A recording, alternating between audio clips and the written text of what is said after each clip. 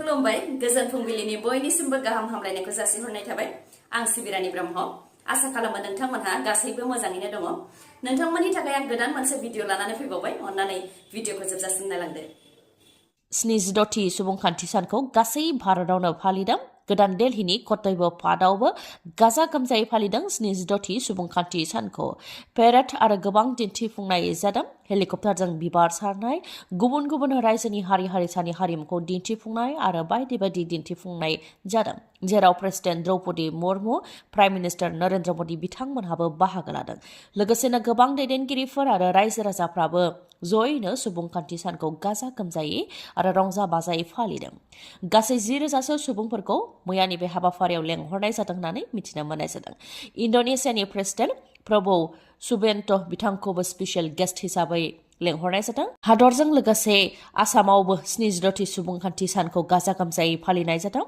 आसामनि गिबि मन्थ्रि डक्टर हेमन्त बिश्व शर्माया डिब्रुगड़आव गाजा गोमजायै फालिदों सुबुंखान्थि सानखौ फरायसाफोर एनसिसि आसाम पुलिसनि बेटालियना पेरेड खालामनानै दिन्थिफुंदों लोगोसे गुबुन गुबुन दिन्थिफुंनाय हाबाफारि बानजायदों मैयानि सानाव क'क्राझारनि सोरखारि गोजौसिन गेजेरारि फरायसालिनि गेलेग्रा फोथाराव बिटिसिनि गाहाय प्रमद बर' बिथाङाबो 76थि सुबुंखान्थि सानखौ गाजा गोमजायै फालिदों फरायसाफोरजों लोगोसे एनसिसि स्काउट गाइड आसाम पुलिसनि बेटालियनआ बाहागो लानानै पेरेड दिन्थिफुंदों हादरनि गोजौसिन नोगोरारि बान्थानि मादाव मोनसे पद्मश्री बान्था मोननो हादों बर'नि गागि थुनलाइगिरि सोलोंथाइगिरि आरो गुवाहाटी इउनिभार्सिटिनि प्रफेसर अनिल कुमार बर' बिथांजों लोगोसे आसामनिफ्राय गासै साबाया बान्था मोननो हादों रिपाब्लिक डेआव साबाया बान्था मोननानै आसामनि थाखाय गोग्गानायखौ लाबोनो हादों जतिन गस्वामी बिथाङा पद्मा भूषण बान्था मोननो हादों बिथांजों लोगोसे अनिल कुमार बर' जयना चरण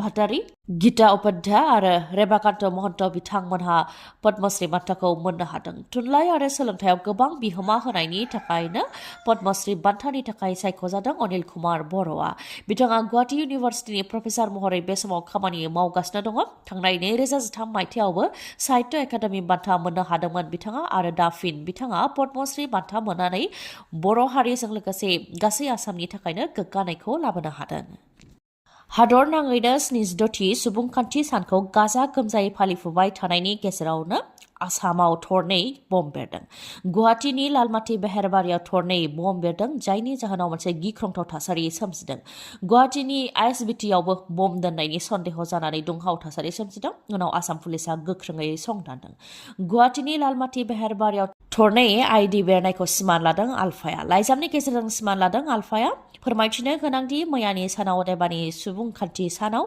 सानजौफु 1 रिंगानिफ्राय लानानै बेलासि 6 रिंगासिम बन्द फोसावदोंमोन आलफाया आरो सुबुंफोरखौ फालिनायनिफ्राय गोजानाव थानो थाखायबो बिथोन होदोंमोन बे लेखायैनो आलफाया सुबुंखान्थिनि हेंथा मैयानि सानाव बे बमाखौ बेरहोदों होननानै सिमान लादों सुबुंखान्थि सानाव आसामनि गिबि मन्थ्रि डक्टर हेमन्त बिश्व शर्मा बिथाङा गोजोनथाव रादाब फोसावदों सोरखारि साख्रि मावनायफोरनि थाखाय गोजोनथाव रादाब फोसावदों आसामनि गिबि मन्थ्रि डक्टर हेमन्त बिश्व शर्मा बिथाङा बुंथिदों दि 1 एप्रिलाव नेशनेल पेन्सन स्किमआ अरायनि थाखाय जोबगोन आरो 1 एप्रिलनिफ्राय इउनिफाइड पेन्सन स्किमआ जागायजेनगोन जायफोरा आसाम सोरखारनि सिङाव 25 बोसोर साख्रि मावबाय बिथांमोनना नेशनेल पेन्सन स्किमनि सोलायै इउनिफाइड पेन्सन स्किम जासिगोन जेराव इउनिफाइड पेन्सन स्किमाव 50% सेलारि आरो डिएखौ मोननो हागोन होननानै बुंथिदों बिथाङा बेनि अनगायैबो बिथाङा फोरमायथिबावदों दि जायफोरनिया 2005 मायथाइनि सिगांनो साख्रियाव थिसननायनि खामानिया जागायजेनदोंमोन नाथाय माबा मोनसे जाहोननि थाखाय 2005 मायथाइयावसो बिथांमोनखौ साख्रियाव थिसननाय जादों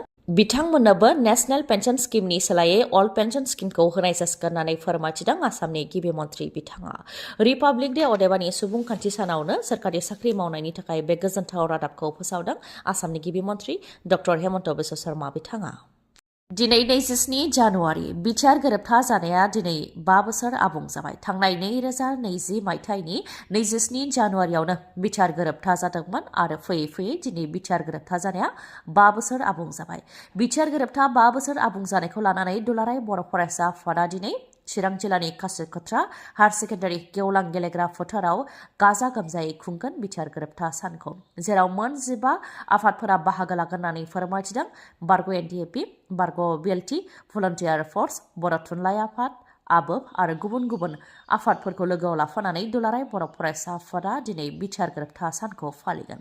मैयानि सानावबो गोजोन खौसेथिनि थाखाय आलारि बाथि फोजोंनाय हाबाफारि बानजायदों, जेराव आलादा रायजोनि थाखाय दाबि खालामनायाव मुंख्लं जानांनाय 5,000 मुंख्लंफोरनि जिउमाया सोरगोआव जाहाथे आलो गोजोन जायगा मोननो हायो बेनि थाखाय आरज गाबनाय हाबाफारि बानजायदों मैयानि सानावबो। बिचार गोरोबथा जानाया 5 बोसोर जाबाय। बिचार गोरोबथानि गेजेरजों बिचारनि बायजोआव थानाय बर'फोरनि थाखाय गावखुंथाय BKWSखौ दानानै होनाय जादोंमोन, नाथाय दिनैसिमबो आबुं महर मोनाखै। बेखौ लानानै BKWSनि दैदेनगिरि मनरन्जन बसुमतारी बिथाङा बिबुंथि होदों। बिथाङा फोरमायथिदों दि BKWSआव दिनैसिमबो गामि सोनाय जायाखै, बियाब दानाय जायाखै आरो बिसायख'थिबो खुंनाय जायाखै।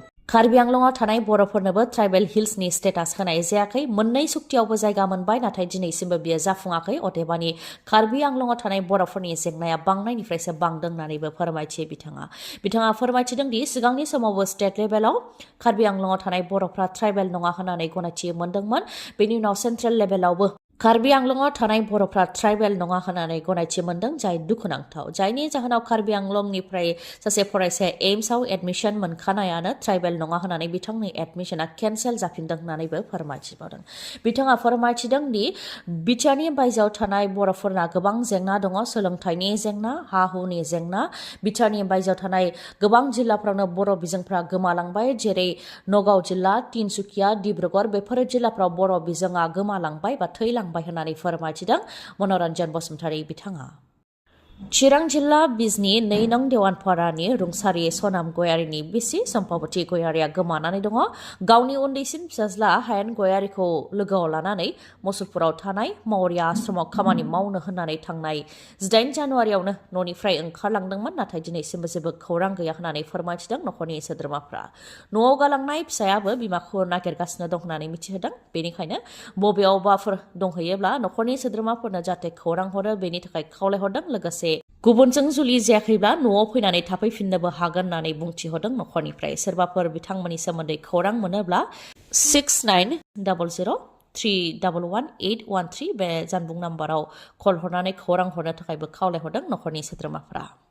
गाबोन 28 जानुवारि मागो दमासिनि नैथि मंगलबार सान, अदेबानि गोथार बाथौ सान। गाबोननि सानाव जाहाथे गोथार बाथौ सानखौ फालियो बेनि थाखाय खावलायहरदों दुलाराय बाथौ गौथुमनिफ्राय। जिल्ला आफाद, बियाब आफाद, गामि, फरायसालि गासैबो फसंथानफोरावनो जाहाथे बाथौ सानखौ फालियो बेनि थाखाय खावलायहरदों दुलाराय बाथौ गौथुमनिफ्राय।